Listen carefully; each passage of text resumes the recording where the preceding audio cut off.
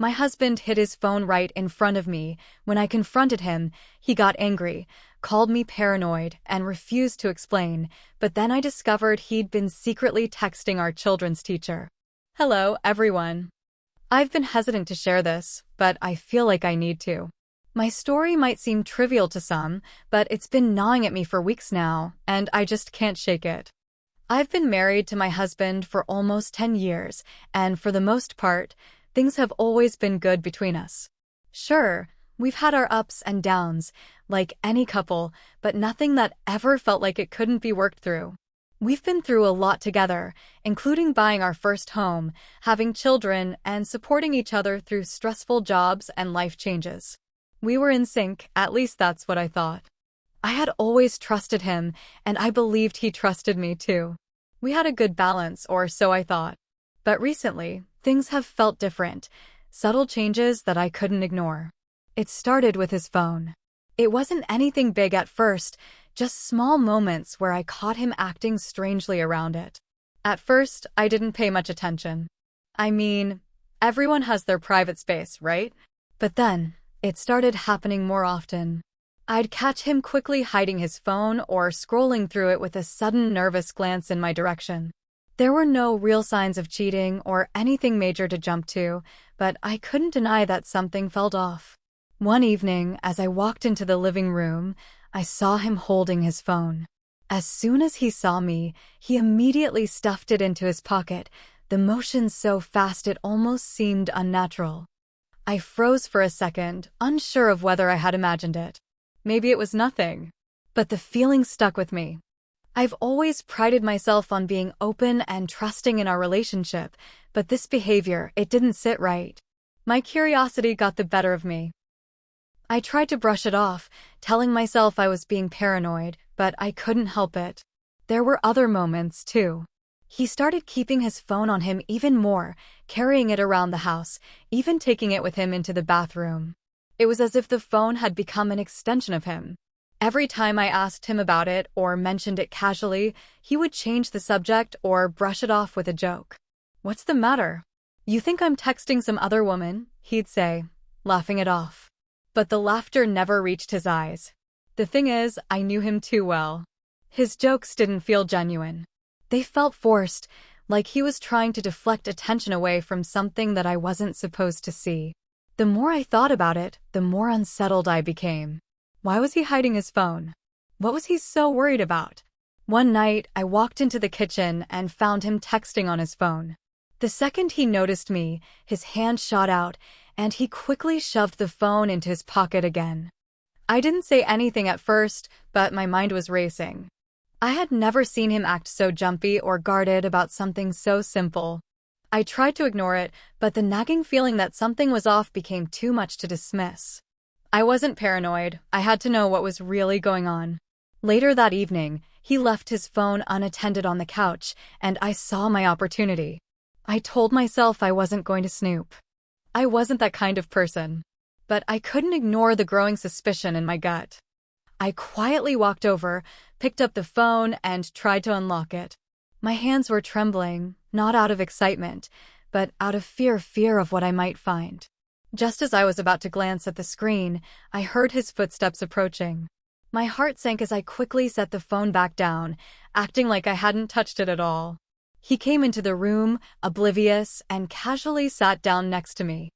I forced myself to relax and play it cool, but my mind was spiraling. Why was he being so secretive? Was there something I wasn't seeing? The doubts I had been pushing aside were starting to pile up, and I couldn't ignore them any longer. After dinner that night, the weight of it all felt unbearable. I needed to know, and I couldn't let it slide. He was acting different, and I deserved an explanation. When the time felt right, I decided to confront him. I couldn't keep pretending everything was fine. The question was simple, but I knew it might change everything. I turned to him, my voice steady but filled with the uncertainty I was feeling inside. "Why do you keep hiding your phone when I walk into the room?" His response was immediate, but it wasn't what I expected. He stiffened, his eyes narrowing slightly. "What are you talking about? I'm not hiding anything." His tone wasn't calm, it was defensive, like I had just accused him of something unforgivable. I pressed on. It's not just now. You've been doing this a lot lately. Why are you acting so weird about it? He looked at me, his expression hardening. You're overthinking it, okay? There's nothing to worry about. But his voice was strained, and his eyes didn't meet mine. That was when I knew something was definitely wrong. Something I wasn't seeing, but something he was hiding. His answer didn't make me feel better, it only raised more questions. The way he brushed me off, like I was being ridiculous, only made my suspicions grow. It didn't feel like a simple misunderstanding anymore. It felt like something deeper. I had been waiting for the right moment, and now that I had asked, there was no going back. I needed to know the truth. I sat there, staring at him, trying to read his face. I could see the tension in his jaw, the way his fingers twitched as if he were trying to keep himself calm. But it was clear he wasn't relaxed. His reaction was too quick, too defensive. The man I knew would never get so upset over something as small as a question about his phone. But this felt different. You're not answering my question, I said, my voice softer but more insistent. I wasn't backing down this time. Why do you keep hiding it? What are you so afraid of? He let out a deep sigh, like the weight of the world had just been dropped on his shoulders. His gaze shifted to the side, avoiding mine. I'm not hiding anything from you. You're just overthinking it. The words sounded rehearsed, like something he had been saying to himself all day, trying to convince himself that it wasn't a big deal. But the more he said it, the less convincing it became.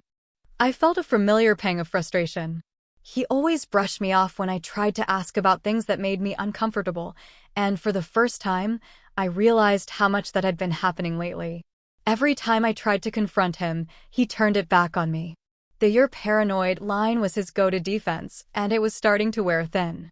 You always say I'm overthinking, I replied, the words coming out sharper than I intended. But this time, I'm not just imagining it. You're acting different, and I can't ignore it. This isn't normal. He shifted uncomfortably in his seat, his eyes briefly meeting mine before looking away. There's nothing to it. You're just being paranoid. His dismissal stung more than I expected. It wasn't the first time he'd called me paranoid, but this time felt different. It felt like he was trying to convince both of us that nothing was wrong, except I didn't buy it. His response wasn't the kind of answer I needed. I wasn't just asking about his phone anymore. I was asking about the trust between us, about whether things had truly been as solid as I thought. It was like a light bulb went off in my head. He was shutting me down. He was deflecting, brushing me aside, and I wasn't having it. There was no way I was going to back down. I wasn't the one in the wrong here. You can keep calling me paranoid all you want, I said, leaning in a little, but I know something's off. You're hiding something from me, and I have a right to know what it is. His face hardened, and he let out another sigh, this one deeper, more exasperated. Look, I'm not hiding anything. I don't know how many times I have to say it. But his voice was shaky. The more he tried to act like it was no big deal, the more I could see through the cracks in his facade. The tension in his voice wasn't something I could ignore. It was too much like the kind of tone people use when they're lying. Then why are you acting like this? I asked, my voice quieter now, but the pressure of the moment weighing heavy in the room. He stood up abruptly, his hands running through his hair in a way that made my chest tighten. This is ridiculous. I can't even have a phone anymore without you questioning everything I do. Maybe you need to chill out and stop making me feel like I'm doing something wrong. I stood there stunned. He was flipping the script, acting like I was the one making an issue out of nothing. It was a classic tactic, one I had seen before, a way to deflect responsibility and make me feel like I was the problem. It wasn't the first time I had tried to confront him, but it felt different this time. It felt like he was willing to do anything to make me doubt myself. I held my ground. You're not going to make me feel crazy, okay? I know something is going on. His eyes narrowed. You're just paranoid. You're imagining things, and it's getting old. There was a moment of silence. We were both standing now, facing each other, and I could feel the distance between us growing. I wanted to scream, to demand that he tell me the truth, but I held back. For all his anger and deflection, I knew something was off. I had to get to the bottom of it. And then, in a rare moment of clarity, I realized I wasn't going to get an answer from him just yet. He had already made it clear that he wasn't going to confess, at least not this way. But I didn't need him to confess to know something was wrong. I just had to prove it. I backed away slowly, my mind already racing. "I'm done talking about this for now," I said, my voice quiet, almost cold. "But mark my words, I will find out what's going on. And when I do, you won't be able to lie your way out of it." I turned away, walking out of the room, but the knot in my stomach stayed. The conversation was far from over, but I was more determined than ever. Something was being hidden from me, and I wasn't going to let it slip away. It felt like we had hit a wall. After the confrontation, things didn't improve. If anything, they only grew more tense. Every time I tried to talk about the phone, his response was the same: defensive, dismissive, and angry. He refused to even address the real issue. It was like he was so focused on denying there was anything wrong, he couldn't even explain why his actions seemed so off. The next few days were a blur of frustration. I tried to approach him again, asking for clarity, hoping that if I stayed calm, he'd open up. But the moment I brought it up, he'd retreat into his usual pattern. He'd shut down, roll his eyes, or say, "We're fine, stop being dramatic." But none of it made sense. We weren't fine. The silence in our house had become deafening. The only thing that seemed certain was that I couldn't trust him anymore. I knew this wasn't just about a phone. It was the way he was acting, the way he kept pushing me away, as though I was the problem for wanting to know the truth. His anger wasn't normal. His avoidance wasn't normal. But what hurt most was the way he managed to turn the tables on me, as if I was the one in the wrong for questioning him, for feeling uneasy, for trusting my instincts. One night, after dinner, I tried again. He was lounging on the couch, scrolling through his phone like nothing had happened. I watched him for a moment, noticing how his eyes darted away whenever I glanced over. The tension was thick in the air, and I couldn't ignore it any longer. "Why can't you just answer me honestly? What are you hiding?" I asked, keeping my voice steady but firm. He snapped the phone shut and looked at me, his eyes narrowing. "I'm done with this. You're just making things worse. Why can't you trust me?" He shot back, his voice full of frustration. "I do trust you," I replied, feeling the heat rise in my chest, "but you're making it impossible. You won't talk to me, you won't explain yourself, and you keep brushing me off like I'm crazy. This isn't about trust anymore, it's about respect." But he didn't seem to hear me. He crossed his arms, visibly angry, his face set in a way that told me I was pushing him too far. "I can't do this," he muttered, standing up. "You're driving me insane." And with that, he walked out of the room, leaving me staring at the empty space he'd left behind. The silence was suffocating. I had no answers, no explanation, just more questions, and no closer to knowing what was really going on. I was exhausted. But I couldn't give up. I refused to let this go, not when it felt like the truth was just out of reach.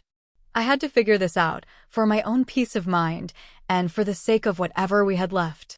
I spent the next few days stewing over the situation. I couldn't shake the feeling that something was seriously off, and the more I thought about it, the more I became determined to find out what was really going on.